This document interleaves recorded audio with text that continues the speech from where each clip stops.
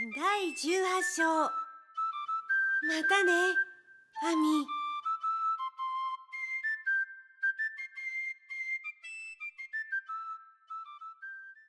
君の家族が下で待っているよ。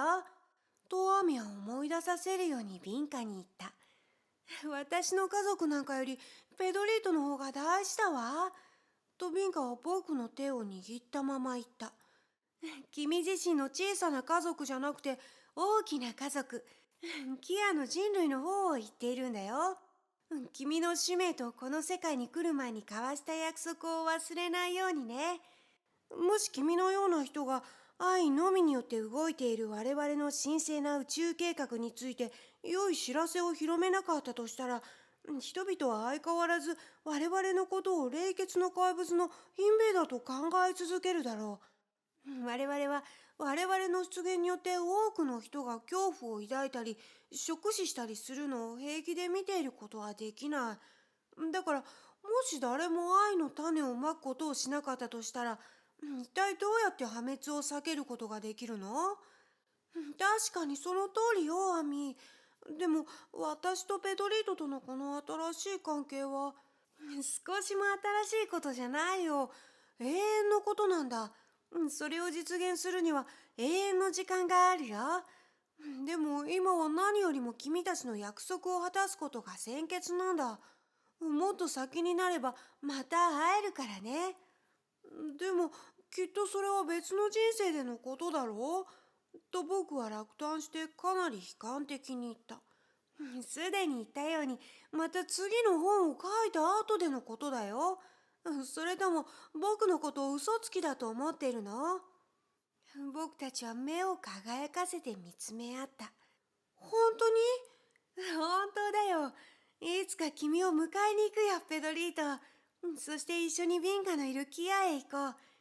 それから君たちには全く思いもよらないところへ連れてってあげるよ。その思いもよらないところってどこ？ねえ、教えて。とビンカが待ちきれないといった口調で尋ねた。外部に第三レベルの文明がある世界だよ。地球やキアのようにね。でもその星の内部には第4レベルの文明があるんだよ。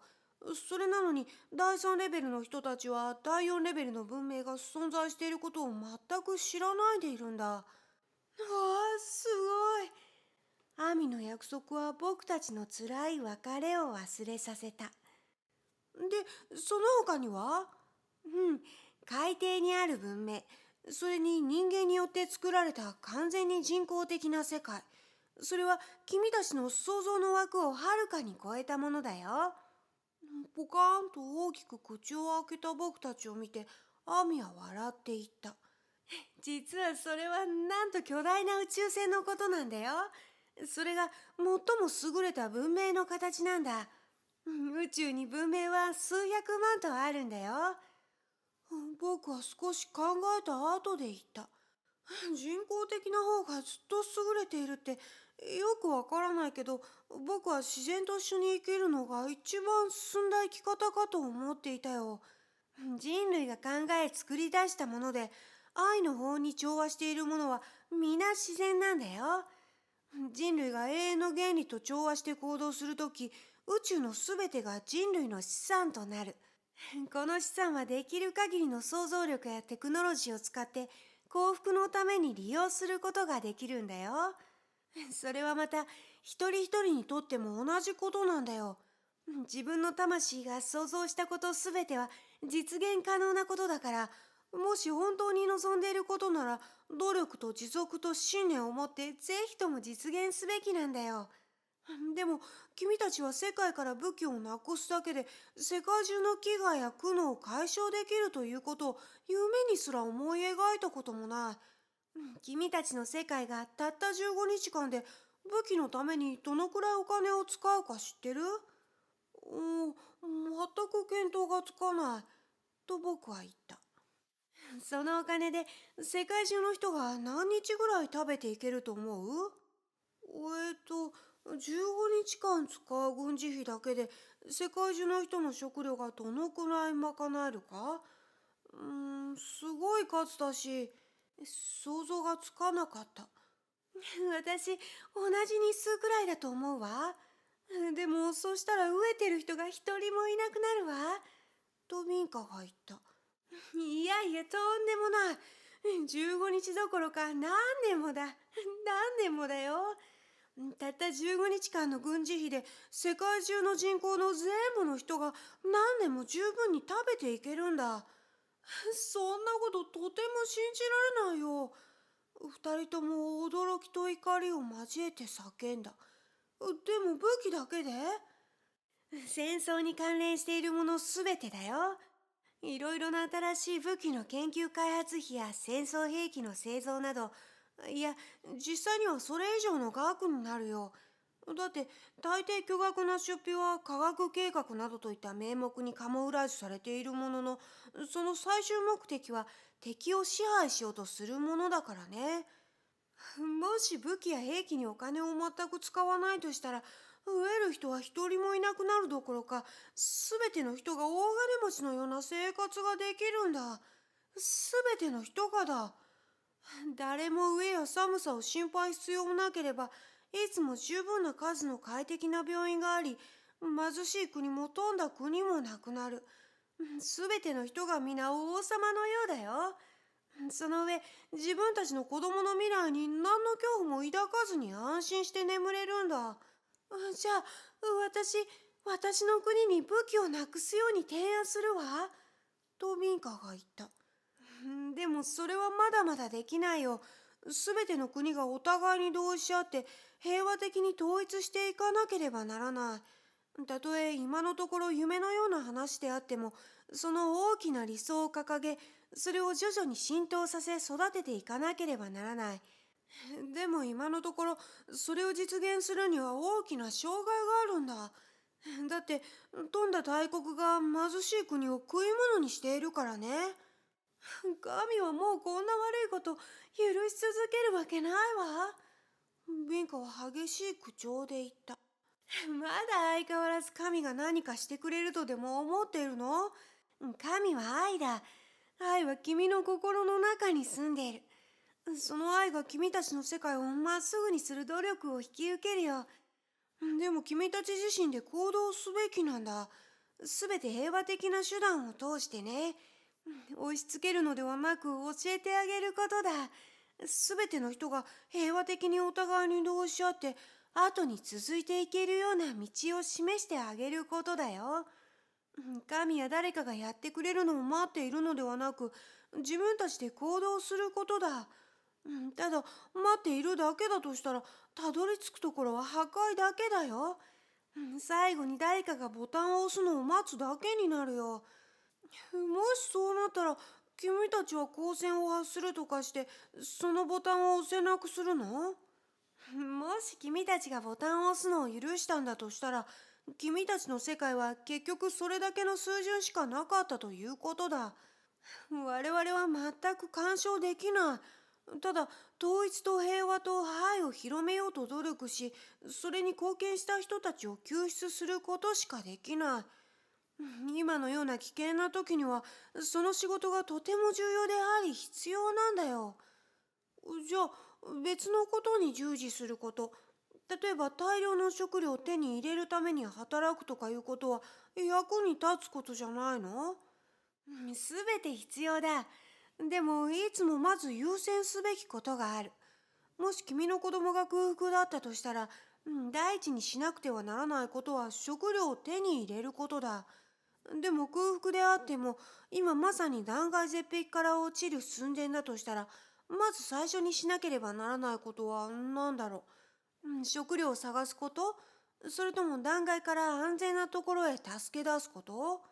当然、断崖から助け出すことの方が先決だよ。君たちの世界は今、その子供のような状態なんだよ。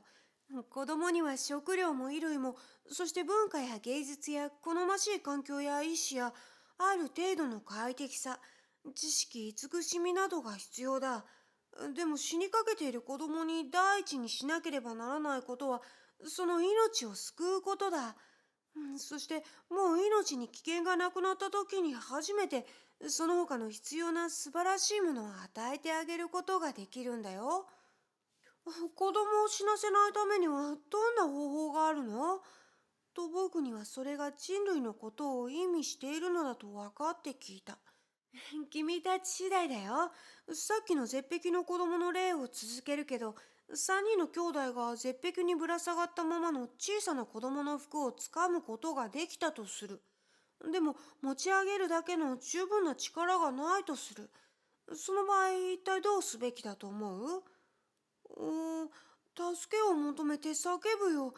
両親や別の兄弟や誰かを呼んだりして。ちょうどそのためにあるんだよ。君たちの本はね。警告や助けの叫びなんだよ。もし3人の子供のうち1人がもうダメだと諦めてどこかへ行ってしまったとする。そしたら一体どうなると思う？多分他の2人も疲れ果てて小さな子供を支えきれなくなるかもしれない。その通りだよ。だからこの仕事は諦めて手を引く人が多ければ多いほどそれだけ危険度も高まっていくんだよ。おそらく君の参加不参加がこのバランスの傾きを左右するだろう。そう、きっと君の世界は、君の惑星の運命は、この本を読んでいる君の行動次第だろう。君が君の惑星のすべての運命の決定を下すことになるだろう。アミは僕たちにこの言葉をそっくり僕たちの本に載せるように言った。これはより高い宇宙のシステムのことを反映しているとのことだ。よくわからないけど、読者への叫びとしてアミの言った通りに書いておく。お腹すいた？とアミが言った。とてもメランコリーな状態にいた僕たち2人に、その質問は随分失礼なものに感じられた。ほら、バッテリーの充電が必要だ。ここに座って。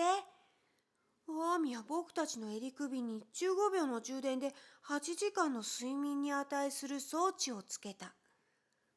目覚めた時、すべてが完璧だった。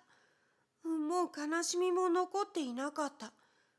それどころか、とてもすっきりした気分だった。でも少しずつ、あの辛い別れが思い出されてきた。たとえ、もう以前ほどではなかったにしても。今度また君たちに会う時にはもっと別のことをいろいろ話そう。ピンカは僕を甘く悲しい視線で見た。そしてその後アミを見ていった。私がアミを待つ一番の動機は新しいことを知ることでも知らない星に連れてってもらうことでもないわ。ただペドリートに会えるということだけよ。ピンカは僕の横に来た。僕たちはまた手を握り合った。アミは立ち上がった。君たちは本当に雑音を立てすぎるよ。僕はちょっと頭をすっきりさせるために数分瞑想してくる。その間、君たちはお互いに別れを告げ合ったり、嘆き合ったり、愚痴ったり、床を爪で引っかいたり、反乱を企てたり、自殺を試みたり、とことん無駄な悪あがきをしたらいい。そしてその後でビンカは消え、ペドリトは地球へ戻っていくんだ。とアミは言いながら、例の部屋の中へ入って扉を閉めた。悲しかったけど、アミの言葉には思わず微笑まずにはいられなかった。多分、僕たちを元気づけようとして言ったんだろう。別れ。この最後の部分は僕にとってあまりにも悲しく、そしてプライベートなことだ。だから最後まで詳しく語るのはやめようと思う。申し訳ないけど理解してほしい。もしこの本を読む人が僕たち子供や子供の魂を持った人だけだったとしたら少しも問題はない。でもいつ予期せぬ時に暗闇に潜んでいる大人の手に渡るかもわからない。もし彼らが善良な宇宙人の存在する可能性とか、宇宙人が世界の統一や公正で平和な世界の建設のために戦っているなどと聞いたら、せせら笑うのは間違いないことだし、愛が宇宙の基本法だなどと聞いたら、身をよじって笑い出すであろうことは目に見えている。だから彼らの前では真実とか感情のデリケートな部分のことといった深刻な話はしない方がいいんだ。そのことはいつだったかいとこのビクトルの本を読んでいた時引用されていた中国の古い格言にもあった。今はっきりとは覚えていないけど、大体次のようなものだった。大人に愛について語ると大声で笑い出す。もし笑わなかったとしたら、真実の愛について語らなかったからだ。ビンカは言ってしまった。僕は一人きりになった。でも夜、眠る前に目を閉じて心を沈めると、何分かしてから彼女が僕の中に入ってくるように感じる。何、子供の考えることだよ。地球に戻っていく旅の途中で、アミは過去の映像をいろいろ見せてくれた。本当のキリストやシーザーや、それから、もうあまりはっきり覚えていない。あ、そう、僕自身の赤ん坊の時の姿とかもね。でも僕は何も興味が持てなかった。僕は瞑想するために例の部屋に行った。そして、アミが呼びに来てくれるまでずっとそこにとどまった。ペドリート、着いたよ。もし地球が自滅してしまった時に備えて、救出した人たちが住めるように用意してある世界にね。さあ、おいで。そう言われてもあまり興味も湧かず、アミへの礼儀のつもりで外をちらっと見た。僕たちはあの温泉場の砂浜の上にいた。夜が明けかけていた。ここは地球じゃないか。と全く理解できずに叫んだ。そうだよ。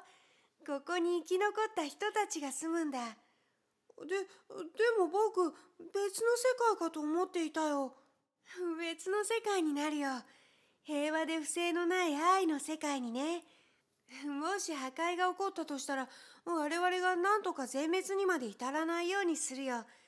大惨事の起こる前に救出する必要のある人たちを救い出し、その後汚染され、破壊された星をきれいにして、彼らをそこに戻し、そこに美しい世界を建設できるようにするんだ。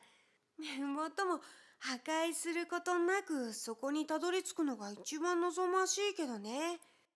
君は別の星を用意しているって言ってたよ。そうは言わなかったよ。世界について行ったんであって、星の名前は言っていない。それは本当はここなんだよ。前に見た地震対策の仕事も、この新しい秩序のためでもあるんだ。さあ、元気を出して。地球が全滅するということはないよ。そう言われても嬉しくも悲しくもなかった。ただビンカのことだけを思っていた。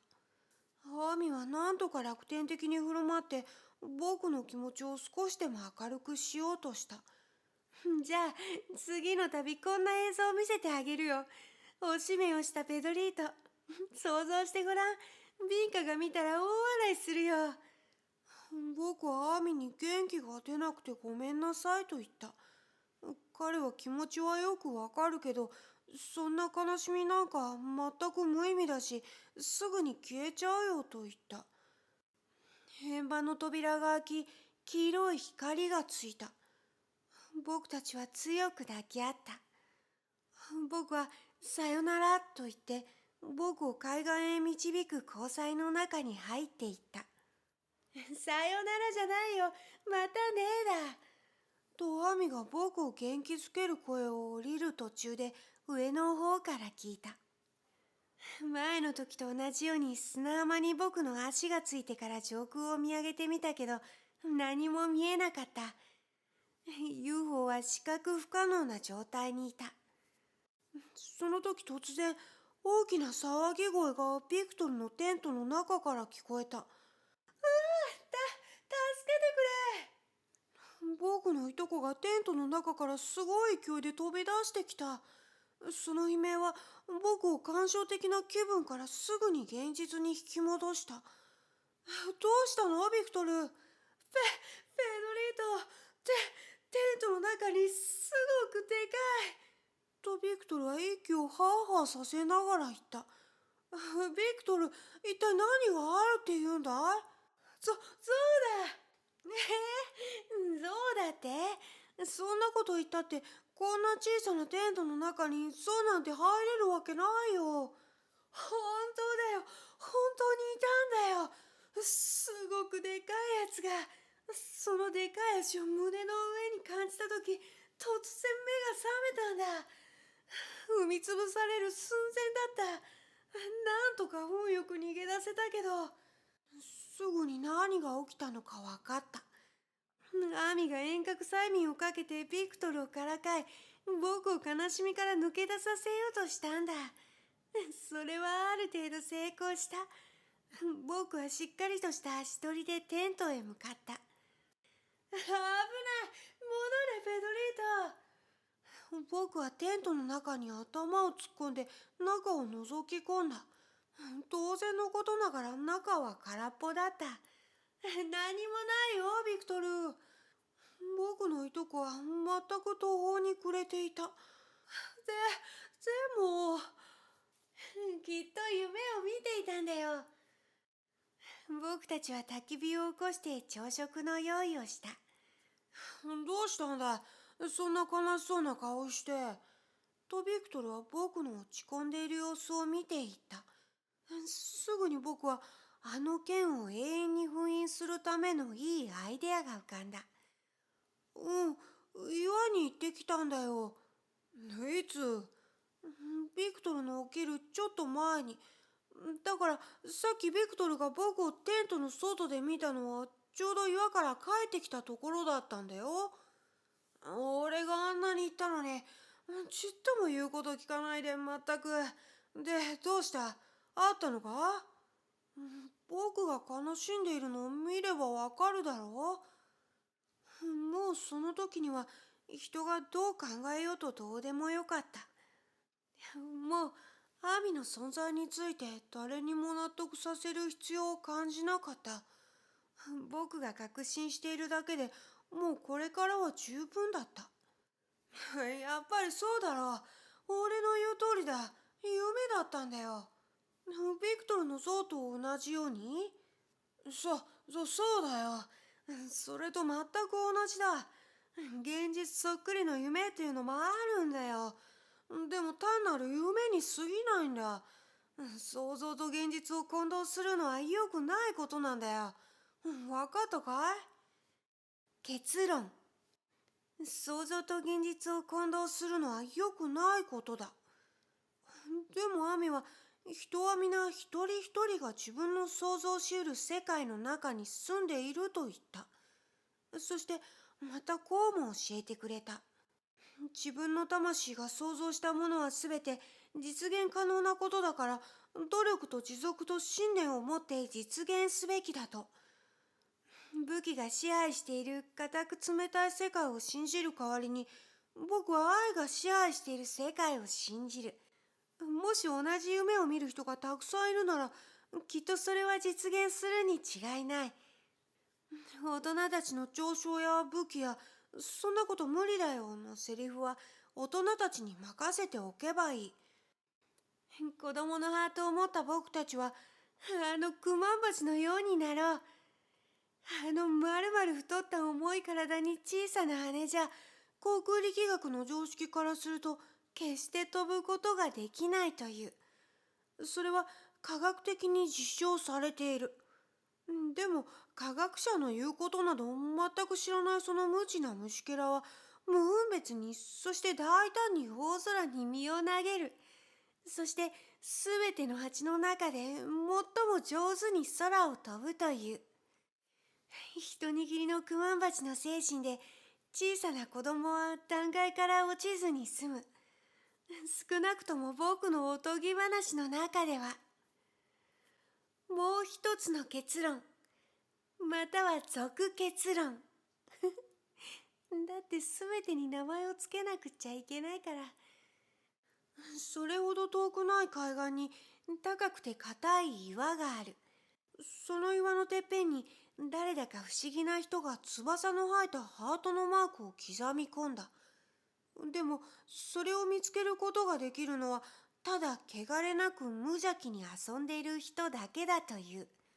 そして、残念なことには、ほんのわずかの子供たちしかそれを見つけることができなかった。子供は大人よりも皆敏捷で身が軽いにしても、子供の中には汚れなく遊ぶ子もいれば、とても恐ろしい遊びをする子もいる。この岩はまさにその素晴らしい世界への出発点であるから、その素晴らしい世界の人たちはいつもそういうふうに遊んでいる。恐ろしい遊びをする人や、時々汚れなく、そして時々眠って恐ろしい遊びをする人を受け入れるという危険を冒すわけにはいかない。それが即美しい世界を破壊する原因につながりかねないからだ。さらにまた別の結論、または続々結論。それを知っている人の話では、あるひょうきんな老人があの岩のてっぺんまで登りきったということだ。村人たちは夜中、空にとても奇妙な光を目撃した。翌日、若返った老人は陰気で病んだ都会に向けて元気に出発していった。何でも小さな子供を助けるんだというようなことをつぶやきながら。終わり。人類が分裂し続けたままで、手に剣を持って不正に生き続け、地球や人類の相続遺産を破壊し続け、愛に無知でいる限り。ノー、終わりじゃない。